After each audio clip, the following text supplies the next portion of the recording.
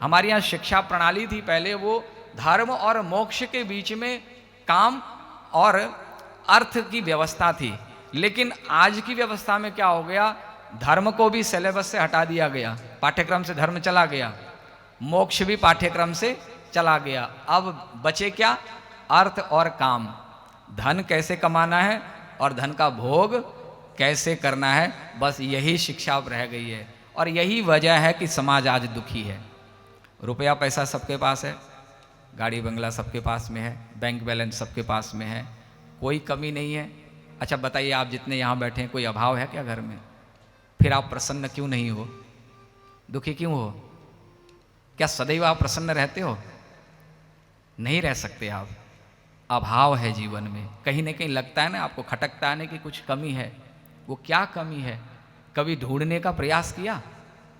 अपनी कमियों को ढूंढिए। सुख इन साधनों में नहीं है।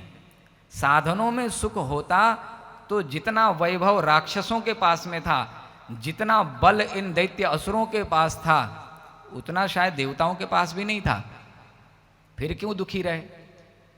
इसका अर्थ यह है कि जिसके जीवन में धर्म चला गया, मोक्ष चला गया। देखिए, देवता और दैत्यों में, असुरों में इतना ही फर्क है।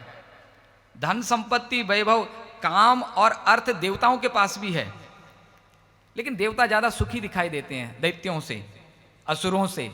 देवताओं की पूजा होती है, क्यों? क्योंकि उनके जीवन में धर्म और मोक्ष, ये दो साधन भी, उनकी भी प्रधानता है, वो भी जीवन में है, एक अभिन्न अंग है। लेकिन असुरों के जीवन में नहीं है। धर्म और मोक्ष असुरों के जीवन में है ही नहीं, इसलिए वो ज्यादा दुखी हैं, स्वयं दुखी और दूसरों को दुख देते हैं। जो व्यक्ति धर्मात्मा होगा, धर्म के आचरण पर चलेगा, और जिस व्यक्ति के जीवन का लक्ष्य मोक्ष होगा, इसलिए नीति कहती है वो सुखी रहेगा। नीति क्या कहती है? अजरा अमरवत प्राज्ञो धर्मान अर्थम च चिंतयेत गृहीत इव केशेषु मृत्युना धर्ममाचरेत। हम लोगों ने जो अध्ययन किया, हम लोगों ने जो पढ़ाई की, तो बचपन में हमें ये सब चीज़ें पढ़ाई जाती थी, तो तब हमें नहीं समझ में आती थी कि ये कोई काम आएगा जीवन में। परीक्षा के लिए सिर्फ हम लोग पढ़ते थे, क्योंकि भविष्य का तो नहीं पता होता था। लेकिन अब पता लगता है कि वही चीज़ें हमारे जीवन के लिए कामदायी हैं। और ये चीज़ें हमें नहीं लगता कि कहीं पढ़ाया जाता हो। जैसे जो आज इस व्यासपीठ से हम आपसे कह रहे हैं कि अजरा अमरवत प्राज्ञो। आप बताइए, आप जितने यहाँ बैठे हुए हैं जिन्होंने संस्कृत नहीं पढ़ा है, क्या आपने कभी ऐसी बातें अपने जीवन काल में, अपने स्कूल में, कॉलेज लेवल में आप लोगों ने कभी सुना, पढ़ा? आपको सुनने को नहीं मिला, आप लोगों ने पढ़ाई नहीं की, तो ध्यान उधर क्यों जाएगा? ध्यान तो वहाँ जाएगा जो विद्या आपने अर्जित की है। नीति ने कहा कि अजर अमरवत प्राज्ञः धर्मान अर्थम च चिंतयेत। अर्थ कमाने के लिए और विद्या अर्जन करने के लिए, क्योंकि बिना एजुकेशन के आप अर्थ नहीं कमा सकते। शिक्षा चाहिए, शिक्षा होगी तभी आप धन कमा पाओगे। धन कमाते समय और विद्या अर्जन करते समय, पढ़ते समय, उस व्यक्ति को ये ध्यान में रखना है कि मैं अजर और अमर हूं। धन कमाने वाला कभी सोचता है कि मैं मरूंगा एक दिन? कभी नहीं सोचता है। उसका पूरा जीवन निकल गया। लेकिन मान लीजिए कि जो बिल्कुल एक पूर्वार्ध निकल चुका है, उत्तरार्ध में लग गया, 50-60 साल से ऊपर लग गए, तो क्या अब धन का लोभ लालच गया? नहीं जाता है। क्यों नहीं जाता है? क्योंकि उसने अपने आप को अजर और अमर मान लिया है। अजर अमर नहीं मानता तो वो लालच चला जाता, लेकिन अजर और अमर कहीं न कहीं अंदर से माना हुआ है। तो बोले कि शिक्षा ग्रहण करते समय, धन ग्रहण करते समय अपने को अजर और अमर मान के चलो। विद्यार्थी पढ़ते समय जब तक ये नहीं सोचेगा कि मैं अजर अमर हूं, वो पढ़ नहीं पाएगा। इसलिए विद्यार्थी को कभी भी वैराग्य की बातें नहीं सुनानी चाहिए।